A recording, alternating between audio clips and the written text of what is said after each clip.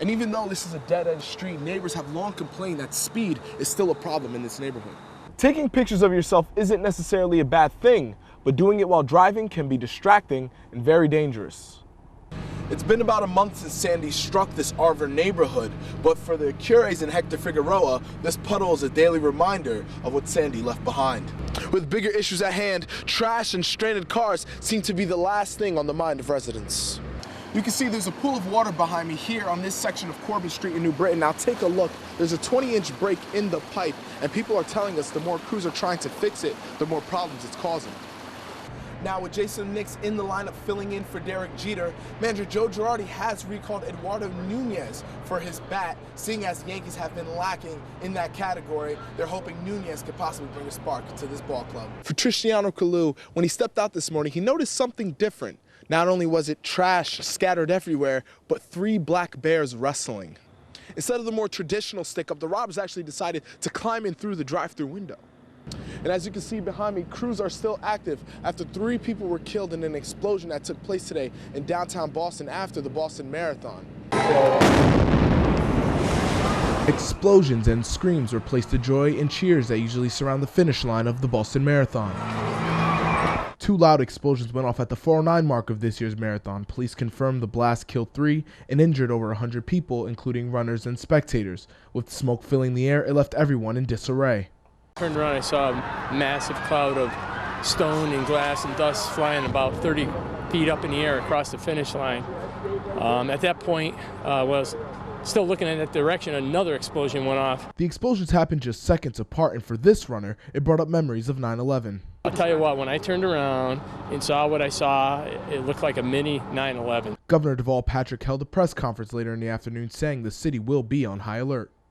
There will be a heightened law enforcement presence consistent with the severity and seriousness of the ongoing investigation. The FBI has taken over the investigation, and because there were 2 explosions, terrorism is being monitored, but not yet confirmed. It is a criminal investigation that is a potential terrorist investigation. Governor Patrick said that the investigation is still ongoing, so expect tough security tomorrow in downtown Boston. Now, if you have any information that can help out, please call Boston Police Department or the FBI. Without electricity, many here in this Queens neighborhood are being forced to burn wood for warmth. But it's very cold, and they need to keep warm somehow, so I'm glad that the fire department's not coming to put the fire out. This superstorm has done more than just destroy homes. Schools are closed with no signs of reopening anytime soon, and lines at the gas stations are hours long and blocks wide. While frustrations mount, humanity manages to shine through. For this volunteer, she says getting people prepared can go a very long way.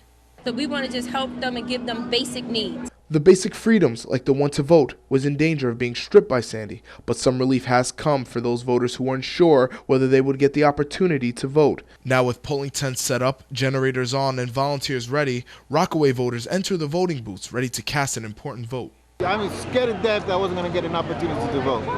I actually thought they were going to cancel the voting for this whole entire area. We don't want Sandy to take away anything more than she already has. No electricity means no heat for most residents, and the temperature continues to drop.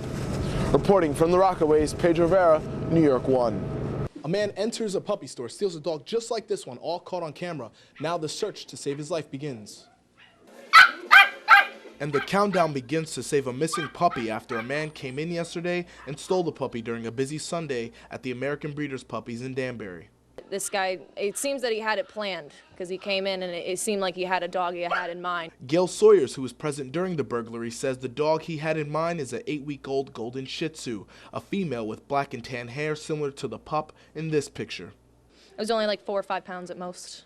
It was a brand new puppy. The brazen theft was all caught on camera. You can see the thief here, wearing a black pea coat and a Yankees cap, petting the pup before grappling the dog and stuffing her in his coat. While avoiding cameras, he makes a beeline towards the door. The dog probably is not going to get the proper vet care, and the dog was only 8 weeks old, so what's probably going to happen is the dog may end up getting very sick, and he's not going to have anything to do. Because of the age of the pup, veterinarian care is needed soon, with only a week to be treated. For a dog that young, it needs to be done every week, 2 weeks, 3 weeks, depending on the dog. For that dog, he was going to be due to see a vet within a week. Animal lovers like Karen Krabis fears the worst and just wants the dog to return to safety. I would be very worried about the dog's safety. I would be worried that this person took the dog and is like out of town big time. Just, I don't know, that's just not right. The 8-week-old Shih Tzu is worth roughly $1,200, and if you have any information, please call Danbury Police. Reporting from Danbury, Pedro Rivera, Channel 3 Eyewitness News.